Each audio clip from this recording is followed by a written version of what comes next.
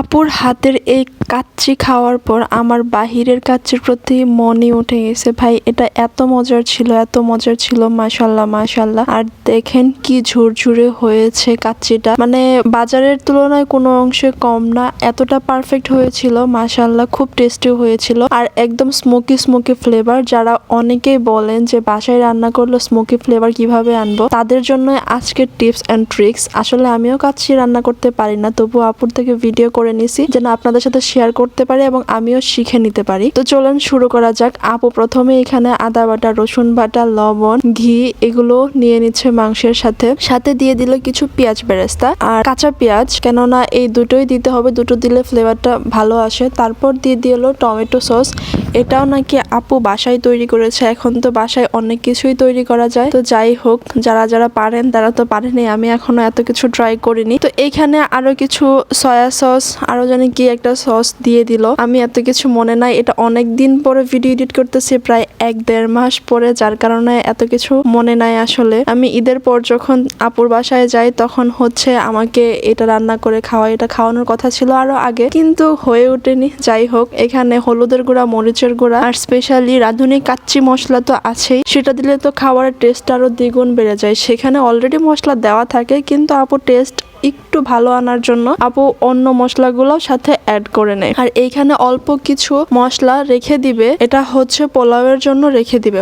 আর এখানে অল্প পরিমাণে দই দিয়ে নিচ্ছে। দই বাসায় না থাকলে অবশ্যই আনিয়ে নেবেন, দইটা হচ্ছে খাবারের টেস্টটা অন্যরকম করে তোলে। যদি মনে করেন দইটা অপশনাল, এটা না দিলে কিন্তু হবে না। আসলে টেস্ট যদি ভালো আনতে চান তাহলে অবশ্যই দিবে, যদি পারফেক্টলি আনতে চান। আর তারপরে এটার সব থেকে মেইন বিষয়টা হচ্ছে এটা মাখানোটা, মানে এত আলতো হাতে আর এত ভালোভাবে এটাকে মিক্সড করতে হয়, ভালো করে মশলাটা যেন সবগুলো মাংসের সাথে লেগে যায়, এর জন্য আপু ভালো করে মিক্সড করে নিছে। তো তারপর একটা ছোট স্টিলের গ্লাসের মধ্যে অল্প পরিমাণে ঘি, কিসের জন্য একটা টুকরা আগুন জ্বালিয়ে তারপর ওটাকে ধোয়া করার জন্য হচ্ছে নিয়ে এসেছে। ভাই এত কিছু আমার কাছে নাই। আর দ্বিতীয় কথা হচ্ছে, আমি ভেবেছিলাম এটা অনেক আগেই আপলোড দিব, কিন্তু দুর্ভাগ্যবশত এটা অনেক লেট হয়ে গেছে, যার কারণে আমি ওইগুলোর নামও মনে নাই।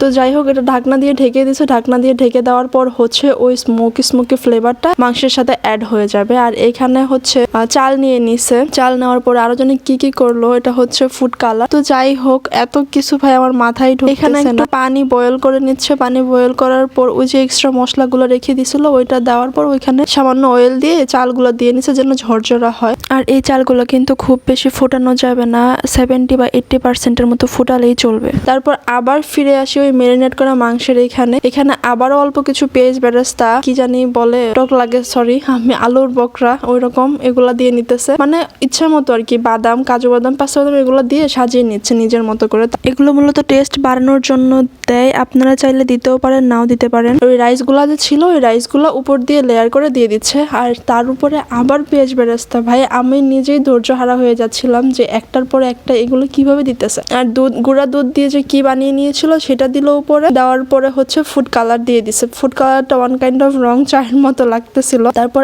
আবার অল্প ঘি দিয়ে আর অল্প পরিমাণে কেওড়ার জল মিশিয়ে দিল। এটা দিলে নাকি খাবারটা অন্যরকম টেস্ট লাগে। তো যাই হোক, এখন ঢেকে দেওয়ার পালা। কিভাবে ঢেকে দিবে, এটা একটা নিনজা টেকনিক হলো, আটা দিয়ে এটা বাহিরটাকে কাভার করে দিচ্ছে যেন ঢাকনাটা নড়ে চড়ে না যায়, আর হচ্ছে এটার স্মেলটাও বাহিরে চলে না যায়। এর জন্য দেখিয়েছি ম্যাক্সিমাম টাইমেই মানুষ এরকম করে। আর এই তো দেখেন, ঢাকনার বাহির থেকে এত সুন্দর একটা কালার দেখা যাচ্ছে, কি বলবো। এটা মিনিমাম 1.5 থেকে 1 ঘন্টা 40-45 মিনিট এরকম টাইম নিয়ে রান্না করেছে আপু। আমার এক্সাক্ট টাইমটা মনে নাই আসলে। এখন ঢাকনা খুলতে গিয়ে তো মহা বিপদে, কারণ এই আটাটা হচ্ছে একদম শুকিয়ে গিয়ে এটার মধ্যে লেগে গেছে, যেটা কোনোভাবে উঠতেছিল না। আর জানেন আটা শুকাইলে কি রকম পরিমাণে আঠালো হয়ে লেগে থাকে। তো যাই হোক, অবশেষে খুললো। আর এই যে দেখেন আমাদের সেই আসল কাচ্চি বিরিয়ানি, যেটার মেলটাতে মানে আমার এখনো মনে হচ্ছে আমি যেন খাই, মানে আমি এখন খুব মিস করতেছি এটা। আর এত ঝুরঝুরে হয়েছে, মাশাল্লাহ মাশাল্লাহ, কি বলবো।